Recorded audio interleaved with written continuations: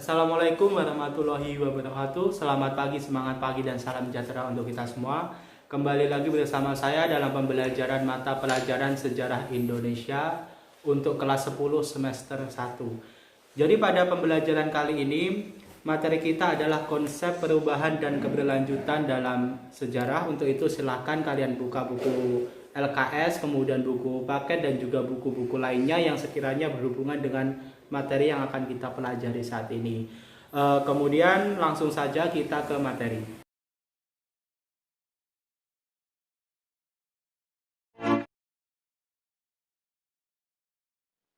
Oke, jadi pada pembahasan kali ini pertama kita akan mengetahui dulu tentang pengertian perubahan dan keberlanjutan dalam sejarah itu seperti apa.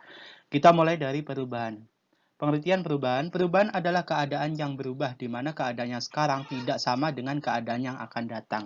Nah, ini artinya suatu kebiasaan yang lama itu mulai ditinggalkan atau bahkan ditinggalkan ketika adanya kebiasaan yang baru.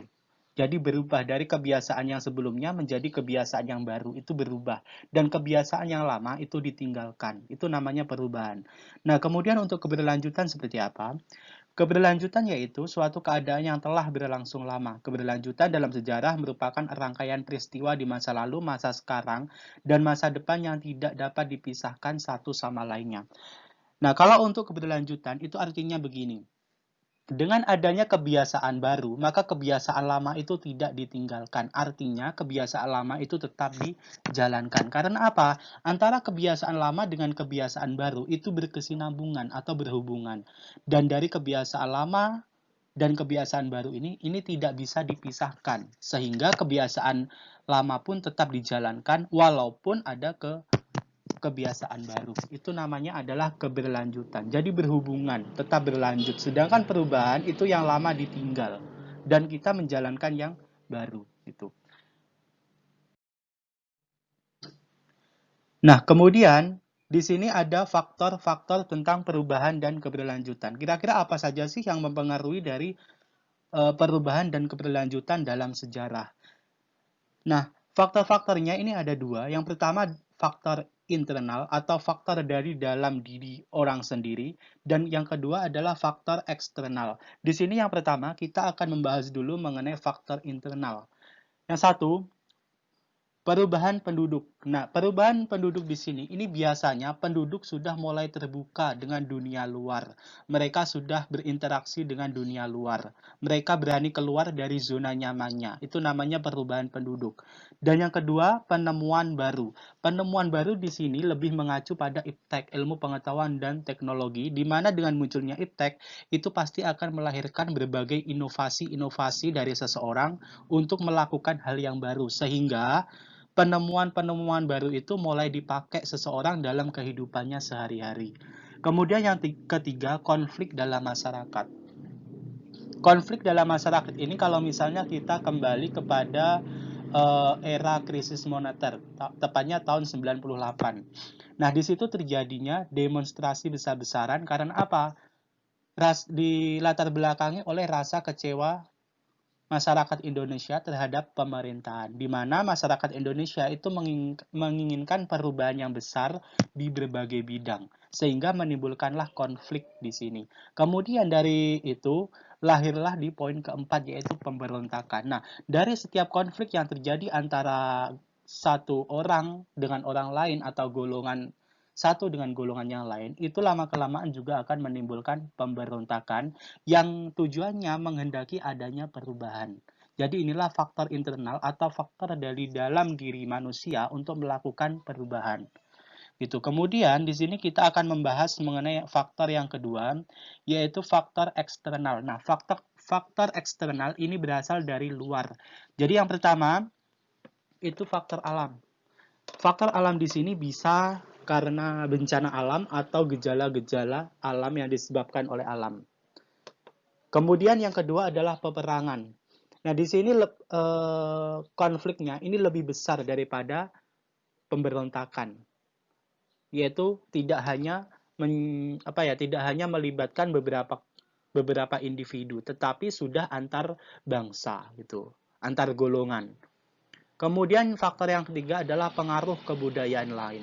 Jadi kalau misalnya ada kebudayaan luar yang masuk ke dalam kebudayaan masyarakat tertentu, di situ lambat laun kebudayaan luar atau kebudayaan baru itu juga akan mempengaruhi kebudayaan yang ada di masyarakat tertentu tersebut, sehingga lama-kelamaan juga akan terjadi perubahan atau keberlanjutan.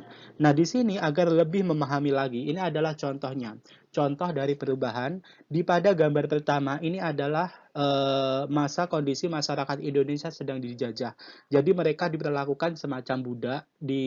Istilahnya kalau di Belanda adalah kerja rodi, kalau Jepang adalah romusa. Nah, kemudian ketika di gambar 2 yaitu peristiwa proklamasi, di sini berubah status, di mana sebelum adanya proklamasi, Indonesia adalah negara yang terjajah. Kemudian setelah proklamasi, tepatnya 17 Agustus 45, maka selanjutnya di sini Indonesia menjadi negara yang merdeka. Itu artinya adalah perubahan. Jadi berubah dari dulunya negara dijajah, kemudian menjadi negara yang merdeka. Kemudian di contoh lain, dalam kehidupan sosial ekonomi masyarakat modern zaman sekarang. Nah, di gambar ini ada cara manusia untuk membajak sawah. Yang pertama, pada masa tradisional, manusia menggunakan tenaga hewan untuk membajak sawah. Kemudian dengan adanya faktor internal, tepatnya di poin kedua yaitu penemuan baru, maka di sini muncullah penemuan baru berupa traktor yang kemudian digunakan untuk membajak sawah, di mana tenaga hewan itu sekarang diganti menjadi tenaga mesin. Itu namanya juga perubahan. Yang dulunya adalah tenaga hewan, sekarang menjadi tenaga mesin. Begitu. Selanjutnya adalah tentang contoh keberlanjutan dalam sejarah. Nah, di sini yang pertama ada gambar pengibaran bendera merah putih tahun 45, tepatnya pada masa proklamasi kemerdekaan 17 Agustus 45. Kemudian di sebelahnya ada pengibaran bendera merah putih pada era modern. Nah, pada masa tahun 45 itu belum ada paskibraka ya. Kemudian pada masa sekarang itu sudah dilengkapi dengan paskibraka. Jadi antara peristiwa pertama dengan yang selanjutnya itu berhubungan, di mana peristiwa yang pertama, tata cara pengibaran itu juga tidak bisa dihilangkan. Jadi tetap mempengaruhi kepada peristiwa selanjutnya. Nah, kemudian di contoh berikutnya itu ada tentang fase pertumbuhan dan perkembangan manusia. Jadi seorang manusia itu pertama kali dilahirkan dalam bentuk bayi. Kemudian balita, anak-anak, remaja, dewasa, dan lansia. Nah, di sini seorang bayi tidak ada yang kemudian langsung menjadi anak-anak, tetapi harus melewati fase balita dulu. Nah, di sini antara mulai dari fase bayi sampai lansia adalah berhubungan, berkesinambungan. Jadi tidak bisa dipisahkan. Karena untuk menjadi lansia harus terlebih dahulu melewati masa balita, anak-anak remaja, dan juga dewasa. Kemudian selanjutnya adalah faktor pendorong dan penghambat perubahan dan keberlanjutan dalam sejarah. Faktor pendorong yang pertama, orientasi ke masa depan. Nah, di sini artinya manusia sudah mulai memikirkan tentang masa depannya. Jadi mereka menginginkan masa depan yang lebih baik daripada masa sekarang, sehingga mereka mengadakan perubahan sejak sekarang agar kehidupan mereka itu lebih baik di masa depan. Kemudian yang kedua adalah penduduk yang heterogen. Jadi di sini penduduk itu tidak hanya satu agama saja, tidak hanya satu golongan, tapi lebih dari itu. Ada beberapa agama, ada beberapa golongan, kemudian ras, suku, dan lain sebagainya. Sehingga hal inilah juga menjadi salah satu faktor pendorong terjadinya perubahan, baik itu secara lambat maupun secara cepat. Kemudian yang ketiga, sistem masyarakat yang terbuka. Nah, di sini artinya masyarakat sudah mulai mengadakan hubungan interaksi dengan masyarakat luar. Mereka sudah menjadi masyarakat yang terbuka. Kemudian yang keempat, sistem pendidikan formal yang maju.